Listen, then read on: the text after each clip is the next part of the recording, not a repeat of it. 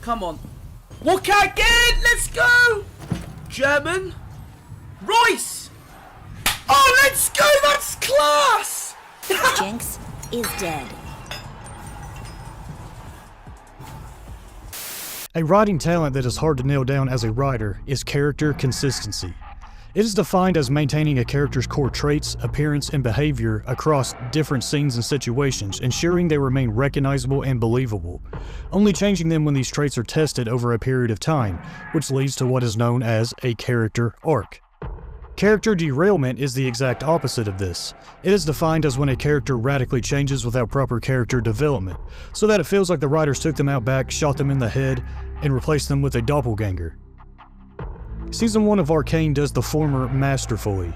Each of its characters in its ensemble cast is characterized with their own specific traits, values, and flaws, and the writing stays consistent with them. There is a lot to adore about the season, but this, along with their complexity, the narrative putting their traits to the test until they either make a change or reveal more about themselves, and making them actually suffer the consequences for their flaws, is the most impressive aspects of it. Due to this, the characters ended up going beyond basic versions of tropes and archetypes, never being one-dimensional. This is what made the season stand out from among not only other game adaptations, but also most modern Western media. Where a lot of Western media nowadays will have characters serve predetermined plot beats, shaping them in any way they can to fit them, Season 1 of Arcane focuses on the values, traits, and flaws of its characters and allowed that to drive the story. Now, a point of criticism I've seen a lot for Season 2 is that these same characters were assassinated. While assassinated is a bit of a hyperbolic term, I do believe what they are actually meaning is that the characters were derailed from their established characterization from Season 1.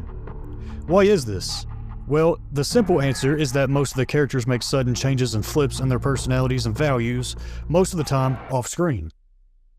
There have been many videos going over the contradictions the characters make in Season 2, but I've barely seen anyone explore the supposed concept the writers decided to go with this season that caused them to be this way.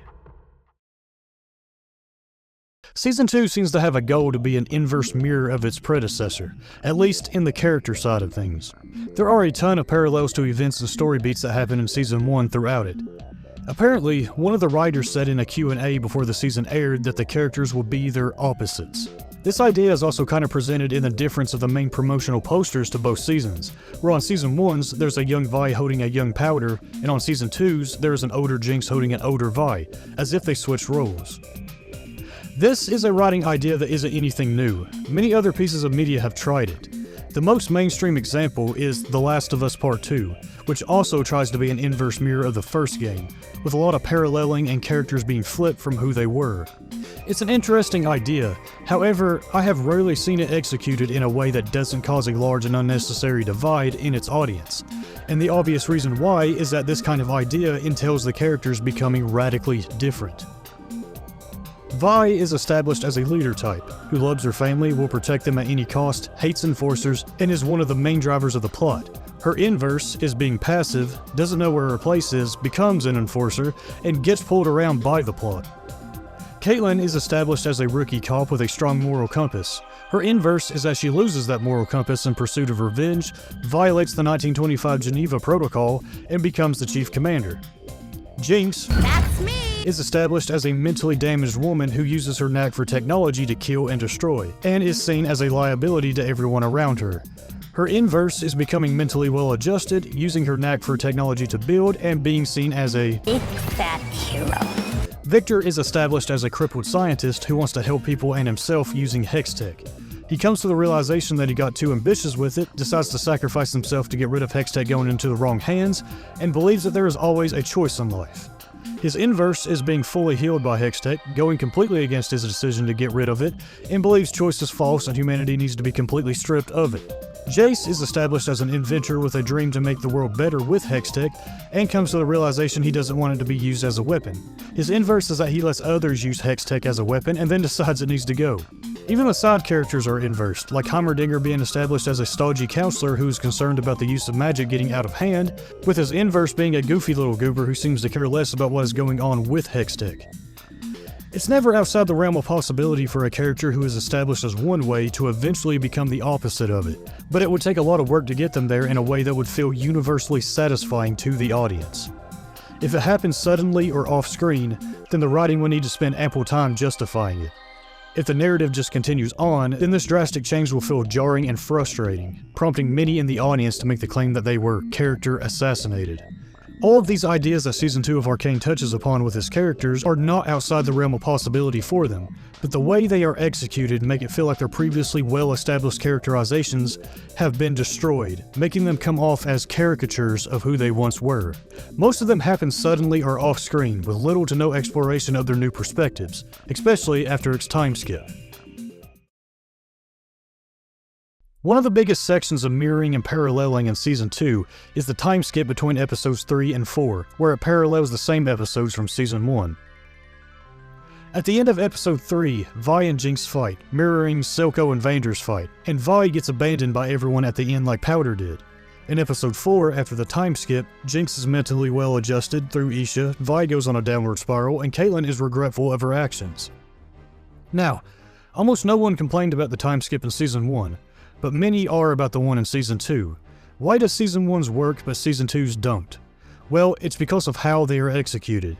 Everything that happens after the time skip in Season 1 is a natural progression of the events that happened before it, so it feels like it skips over unnecessary details, whereas Season 2's time skip is missing multiple contexts for the characters, making it feel like it skipped over chapters of their development.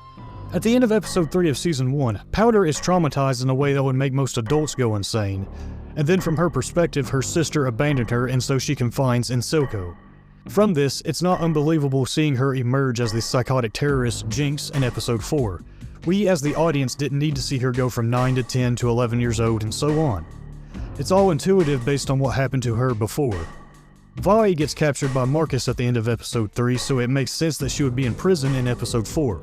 She doesn't make a drastic change either. She's still consistent with how her character was established, with a small change to her being that she's more callous due to being imprisoned.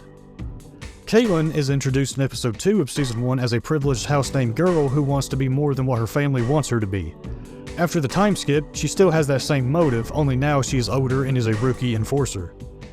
At the end of episode 3 in Season 2, Vi and Jinx fight. Vi gets the upper hand on Jinx and goes to strike the killing blow on her, when Isha runs up and gets on top of Jinx to save her. Vi stops Caitlyn from shooting at Jinx, Savika detonates a bomb that reroutes the gray gas up to Piltover, Caitlyn punches Vi in the gut with the butt of her gun and leaves her abandoned, and then gets crowned Empress Darth Kierman. In episode 4, after the time skip, Jinx is mentally well adjusted through bonding with Isha and states that Jinx is dead. What? Bro, what are you talking about, man? we as the audience can infer that her bonding with Isha is what is keeping her sane here. However, this is not the same as Season 1's time skip skipping over the unnecessary details of Powder growing up into Jinx. Jinx had been characterized as a severely mentally damaged woman, and that was explored all throughout Acts 2 and 3 of Season 1. Despite her character being a bit hollow in Act 1 of Season 2, she is still, albeit tenuously, consistent with that characterization. After the time skip, her being well-adjusted, extra quirky, and spouting quips. Ha! It's me, your vile villainess, the author of your nightmares, the, We're bad guys. It's what we do. Is a drastic change in her character from what the audience has experienced with her previously. So having this change happen entirely off-screen, with the only exploration of it being a couple lines of exposition that Jinx states at Isha, and a few flashbacks during Isha's sacrifice, is a baffling and quite frankly aggravating decision. The only context for this we as the audience are given at the end of episode 3 is Isha trying to save Jinx and then Jinx rolling over to protect her when Savika sets off the bombs. It's enough to infer that they can eventually bond, but not enough to skip past Jinx going from being mentally unstable and wanting to die, to being borderline normal and stating that Jinx is dead. This feels like we went from Chapter 2 of her story to Chapter 5, with Chapters 3 and 4 missing. In Season 1, we as the audience get the revelation in the finale that Vi is the one that created Jinx. But he didn't make Jinx. You did. So from this, we can infer that Jinx was created at the end of episode 3 and not off-screen. In Season 2, Jinx makes the decision that her identity of Jinx is dead entirely, well, you guessed it, off-screen.